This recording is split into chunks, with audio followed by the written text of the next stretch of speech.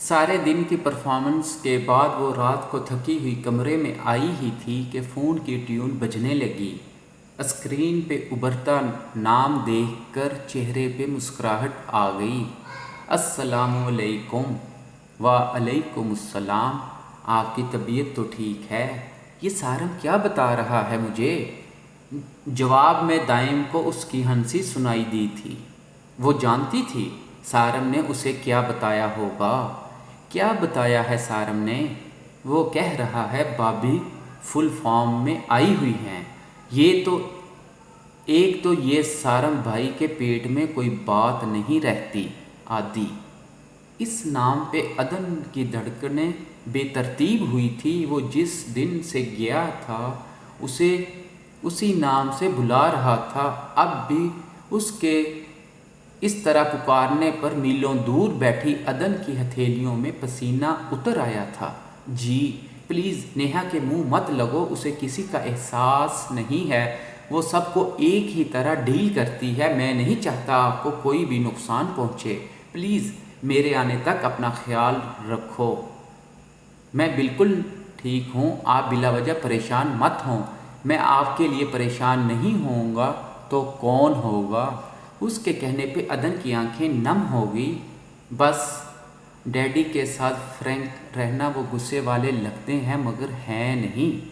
ایک بار مجھے آ لینے دو، بس کچھ دن رہ گئے ہیں، پھر جو چاہے کرتی رہنا۔ کب تک آئیں گے آپ؟ میرا بس چلے تو اڑ کے آ جاؤں، بٹ آئی نو اڑ کے آنے کے بعد ڈیڈی کے جوتے کھا کے مجھے پھر واپس جانا پڑے گا، اس لیے بہتر ہے کام ختم کر کے آؤں گا۔ بس کچھ دن ہیں۔ اوکے چلیں اب آپ سو جائیں، مجھے کل کی پریزنٹیشن تیار کرنی ہے، صبح بات ہوگی، ٹھیک ہے؟ ٹیک کیئر، اللہ حافظ، گڈ نائٹ، ہے sweet dream, same to you. Adan نے سارے اس کے الفاظوں کے جواب میں فقط ایک جملہ کہا، آئی مس یو سو مچ۔ اس کے اب کی بار بھولے جانے والے فقرے پہ وہ خاموش رہی تھی۔ اس کے جواب میں بھی سیم ٹو یو کہہ ہو جاتا ہے۔ دائم کی خفگی بھری آواز آئی، ٹیک کیئر، اللہ حافظ، good night, have sweet dream. اس نے مس یو کے جواب میں کہہ کر ہنستے ہوئے فون بند کر دیا۔ دن گزر رہے تھے، طلال اور اس کے درمیان حائل بیگانگی کی دیواریں بھی سوراخ ہونے شروع ہو چکے تھے۔ اب بھی طلال باہر جانے کے لیے تیار کھڑے نیوز چینل پہ آتی اپ ڈیٹ کو دیکھ رہے تھے۔ شرفو میرے کمرے سے ریڈ کور والی فائل لے کر آؤ، ٹیبل پہ پڑی ہے۔ انہوں نے وہیں کھڑے کھڑے شرفو کو آواز دی، یہ لیں ڈیڈی۔ کچھ دیر بعد عدن ہاتھ میں فائل تھامے ان تک آئی۔ تم رہنے دیتی، میں نے شرفو سے کہا تھا، وہ نہیں ہے یہاں پہ، آپ انتظار کر رہے تھے اس لیے میں لے آئی۔ It's okay, no problem. اس نے فائل ان کی جانب بڑھائی، تھینک یو بیٹا۔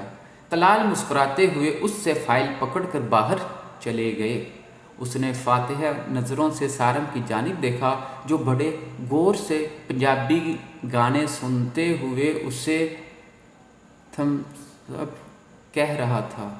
عدن کے ریموٹ کنٹرول سے چینل چینج کرنے پہ اس نے فوراً دہائی دی، ارے وہی چلنے دیں ورنہ میں ہار جاؤں گا، مجھے یہ سارے لازمی یاد کرنے ہیں۔ کیوں؟ اس نے حیران ہو کے پوچھا۔ علی نے کہا تھا اگر خدا نخواستہ تمہاری شادی ہو گئی تو ٹپے گا گا کے ہم نے دلہن والوں کو ہرا دینا ہے، مگر اب تو وہ خود دلہن کی طرف ہوگا، اس لیے مجھے یاد کرنے دیں کہیں ہم لوگ پیچھے نہ رہ جائیں۔ اف اللہ، واقعی علی کو بہت گانے آتے ہیں، اس نے ہنستے ہوئے کہا۔ تو اور کیا، اس لیے تو میں کہہ رہا ہوں مجھے یاد کرنے دیں۔ آپ نے یہ سیاسی ٹاک شو دیکھ کے کیا کرنا ہے، واپس لگائیں ادھر۔ ایک لفظ نہیں پتا مجھے سیاست کے بارے میں، ڈیڈی سے بات کرنے کے لیے کوئی انفارمیشن تو ہو میرے پاس، اس کے متعلق اب ضروری نہیں ہے، اب ڈیڈی ہماری طرف ہو گئے ہیں، آپ بس وہی گانا لگائیں، یو نو میں نے ایک ٹپا یاد کر لیا ہے۔ سارم نے فخر سے کالر اکڑاتے ہوئے کہا، کون سے والا؟ दूध कड़ के मलाई हो गया, दूध कड़ के मलाई हो गया, हुण मेरा ब्याह करा दो, मुंडा पढ़ पढ़ के सपाई हो गया। उसके कहने पे अदन का पहली बार ज़िंदगी से भरपूर कहा तलाल हाउस में गूंजा था। वाह ज़बरदस्त! उसने ताली बजाकर दाद दी। शुक्रिया शुक्रिया, ये मेरे दिल के सबसे बड़े खाने की आवाज़ है। तभी सारा उज़्मा को स्ट्रॉबेरी शेक का कहती हुई उनकी जानिब आई। चेहरे पे हम वक्त रहने वाली मुस्कुराहट अदन को हंसता देखकर फ़ौरन गायब हुई। क्या हो रहा है? मम्मी, हम सारम भाई की शादी में गाने के लिए टप्पे सेलेक्ट कर रहे हैं।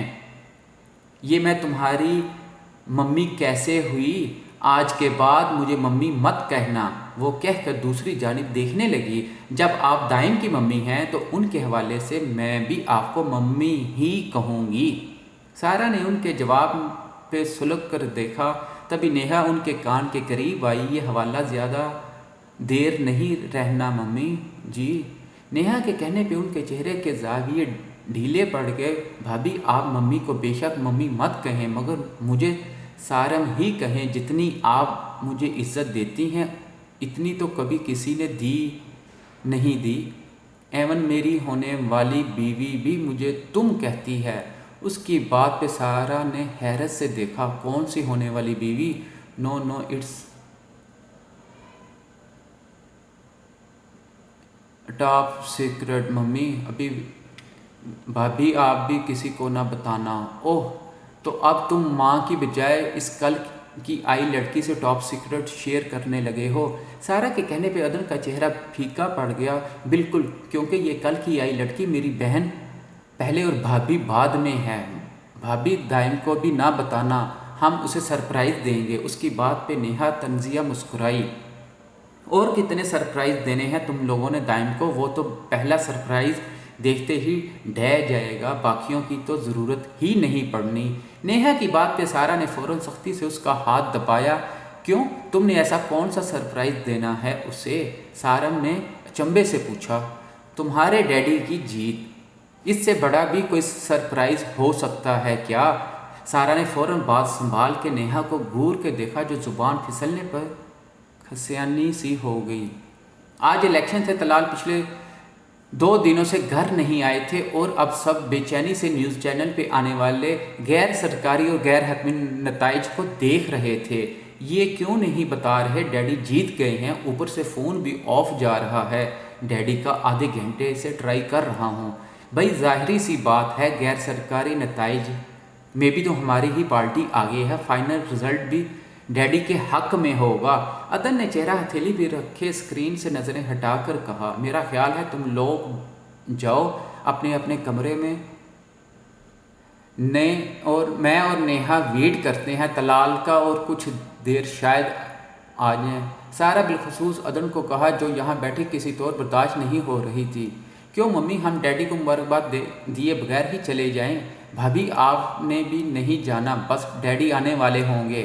तभी न्यूज़ एंकर के मुंह से हतमी नताइज का ऐलान सुनते हुए इन सब के चेहरों पे खुशी की लहर दौड़ गई। Oh my God, great daddy, great, wow! सारा खुशी से झूमते हुए स्क्रीन के आगे खड़ा हो गया। बहुत बहुत मुबारक हो आप सबको। आपको भी बहुत मुबारक भाभी। बस डैडी आ जाए, अब कहाँ रह गए हैं? फ़ोन भी बंद जा रहा है। एक दूसरे को मुबारकबाद देते हुए 2 घंटे तक उनकी नज़रें लॉन्च के दरवाजे की तरफ थी, जहां से डैडी के आने के कोई आसार नहीं थे। सारम ने फिर से कॉल की। कुछ देर तलाल की आवाज़ आई, आ रहा हूँ यार, आ रहा हूँ। Congratulation daddy, I can't tell you I am happy. Thank you बेटा, मैं बस पहुँचने लगा हूँ। चलो भाई सब, डैडी आ गए। वो चारों इस वक्त लॉन के करीब खड़े उनकी गाड़ी को अंदर आते देख रहे थे। तलाल खुशी से तमतमाते चेहरे के साथ बाहर निकले। सारम दौड़कर उनके गले लगा। ओह daddy, you are great, congratulation so much, thank you so much मेरी जान। सारम के बाद अदन उनके पास आई। बहुत बहुत मुबारक हो डैडी। तलाल ने सारम की तरह उसे भी साथ लगाकर प्यार किया। थैंक यू सो मच बेटा। सारा और नेहा भुंचकारा गई, हैरत से एक दूसरे को तकती ان دونوں نے بمشکل مسکرا کر کانگریٹس کہا۔